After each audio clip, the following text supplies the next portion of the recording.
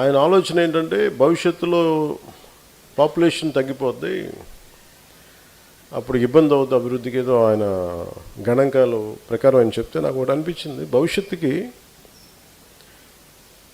ఆరోగ్యకరమైన వాతావరణం ఇవ్వడం కూడా మన బాధ్యత కదా అనిపించింది. పిల్లల్ని కనేస్తారు కనిపించేమో కానీ, సో నా వంతుగా నేను ఏం చేశానంటే ఈరోజు కూర్చోబెట్టి, అంటే 8 అంటే ఎంత అధికార యంత్రాంగం అందరూ కూర్చొని 8,000 కోట్ల పైచిలకు పుష్కరాలకు అవుద్ది. ఆ దాంట్లో ఏ నదిలో అయితే స్నానం చేయాలో ఆ నదిలో 70% 65 నుంచి 70% మురుగునీరంతా, లక్షల మంది వాడే మురుగునీరంతా గోదావరిలో కలిపేస్తుంటే దానికి బడ్జెట్ లేదు అసలు. ఎంతసేపు రోడ్లు ఘాట్లు లేదంటే మన మిగతా అన్ని చూశారు కానీ ఎక్కడ కనిపించలే. సో ఆ గ్యాప్ ఉంది చూసారా ఇప్పుడు సగటు ఏంటి, ఎవ్వరు మామూలుగా వీళ్ళల్లో మాట్లాడుకుంటారు, బయటికి మాట్లాడుకోరు. ఎందుకు పొలిటికల్లో దీనివల్ల బెనిఫిట్ ఉండదు, డివిడెండ్ ఉండదు దీంట్లో. అందరూ వదిలేసింది పట్టుకోవటమే జనసేన ప్రత్యేకత. చూడకపోరు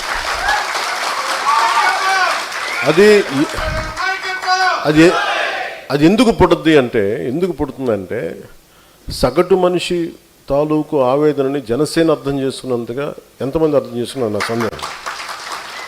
దాని నుంచి ఉత్పన్నమైన ఇవన్నీ. సో మీరు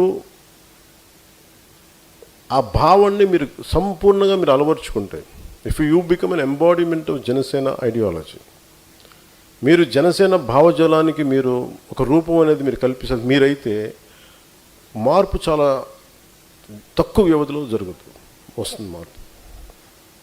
మరి దానికి మనం చేయాలంటే మనం ఏం చేయాలి పార్టీ పరంగా అంటే we have to be an extremely discipline forces ఉండాలి. ఒక వ్యవస్థను నడపాలి అంటే నేను అన్నీ మాట్లాడతా, కులాల గురించి మాట్లాడతాను, మతాల గురించి దేనికి మాట్లాడతానంటే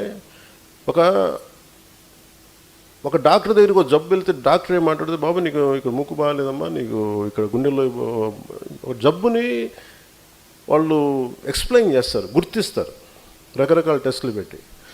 అలాగే నాకు సోషల్ డాక్టరింగ్ ఇష్టం. నాకు దాన్ని కన్వీనియంట్గా నా పొలిటికల్ గెయిన్స్కి నేను ఎప్పుడు నిజంగా చెప్పాలి, నాకు నిజంగా పొలిటికల్గా నాకు ఎప్పుడు ఇంట్రెస్ట్ లేదు. నాకు సామాజిక మార్పులు చాలా ఇష్టం. నాకు ఎందుకు నేను అలాంటి వ్యక్తి నాయకుడి కోసం ఎదురు చూసాను చిన్నప్పుడంతా. నాకు అలాంటి ఎవరు దొరకలేదు. అందుకే నేను ఎవరు దొరకనప్పుడు కూర్చోబెట్టి అట్లీస్ట్ నాకు ఇష్టమైంది నేను చేసుకుని వెళ్దామంటే నన్ను మీరందరూ కలిపి ఇక్కడ దాకా పట్టు కూర్చోను. నిన్న విశ్లేషకుల చేత కూడా తిట్టించారు నన్ను మీరు. మరి డిసిప్లైన్డ్ ఫోర్స్ కావాలి. 12 సంవత్సరాల క్రితం ఇదే మాట చెప్పాలంటే ఎంతమందికి అర్థమైంది నేను చెప్తే? 12 సంవత్సరాల క్రితం నేను కూర్చోబెట్టి మాట్లాడి బలంగా నిలబడితే ఈ రోజున ఇంతమంది అర్థం చేసుకున్నారు. కాలం మిమ్మల్ని ఒక శిల్పాన్ని మలిచినట్టు మలిచింది కాలం మిమ్మల్ని. 12 సంవత్సరాలు నేను నిలబడ్డాను కాబట్టి, మీరు నిక్కచ్చిగా బలంగా నిలబడ్డాను కాబట్టి మిమ్మల్ని మీరు షేప్ చేసుకున్నారు. ఈరోజు చెప్తున్నాను, this is the time to shape Janasena's future, Janasena's destiny. అందుకే నేను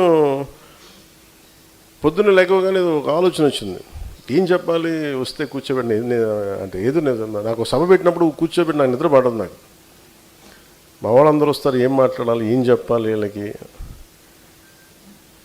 అని అనుకున్నప్పుడు నాకు అనిపించింది, ఎందుకు ఉద్యమని పేరు పెట్టాను, ఎందుకు సాధక్ అనే పేరు పెట్టాను, ఎందుకు ప్రధాత అనే పేరు పెట్టాను అంటే పేర్లు అనేది రిలవెంట్, ఏదో పేర్లు పెట్టుకోవచ్చు. అది నేను అనిపించింది, అది నా జీవితంలో భాగాలు అవన్నీ. నేను అనుకున్నా ఎలా వచ్చినాయి పేర్లు నాకు అనుకున్నాను. నేను మనోహర్ గారితో కూర్చోబెట్టి అసెంబ్లీ సెషన్స్ మధ్యలో ఇద్దరం కూర్చోబెట్టి ఇలా మాట్లాడుకుంటామంటే ఇలాంటి పదాలు చెప్పాను, పర్యాయ పదాలు వెతుకుతూ ఆ పదాలు వెతుకుతూ సార్ నాకు ఇవి బాగున్నాయి చేద్దామంటే దాన్ని పెట్టాను. సో ఈరోజు పొద్దున్న తెల్లవారుజామున మా దుర్గేష్ గారి బాధ్యతలు మొత్తం అన్ని పొల్యూషన్ ప్లాంట్స్ అని తిప్పేశారు. మొత్తం మురుగునీళ్ళు ఎక్కడెక్కడ ఉన్న డ్రైనేజ్ కాలు మొత్తం తిప్పేశారు ఈరోజు. నేను సో అందుకని రెడీ అవ్వడానికి వెళ్ళినప్పుడు ఒక 5:30కి మెలుకు వచ్చి అనుకున్నాను, ఈరోజు దేని గురించి చెప్పాలి ఈరోజున అనుకున్నాను. సో నాకు ఈ 3 ఎలా వచ్చినాయి, 3 పేర్లు అనుకుంటామంటే ఇది నా జీవితంలో బాగాలి.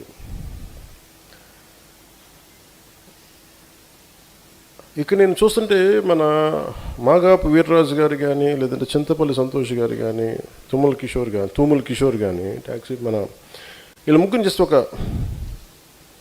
మీరు భాగ్యలక్ష్మి గారు మీరమ్మా, భాగ్యలక్ష్మి గారు మీరమ్మా, ఇక్కడున్న చేసిన మన ఆడపడుచులు కానీ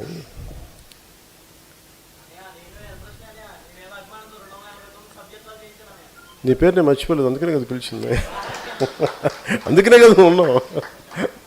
నేనేం చెప్పానంటే నాకు వేల సంఖ్య అవసరం లేదు, 10 మంది ఆర్గానిక్ చేసి నాకు వాళ్ళు కావాలి. ఇది ఎందుకు చెప్పానంటే మార్నింగ్ లేచినప్పుడు ఎందుకు చెప్తున్నానంటే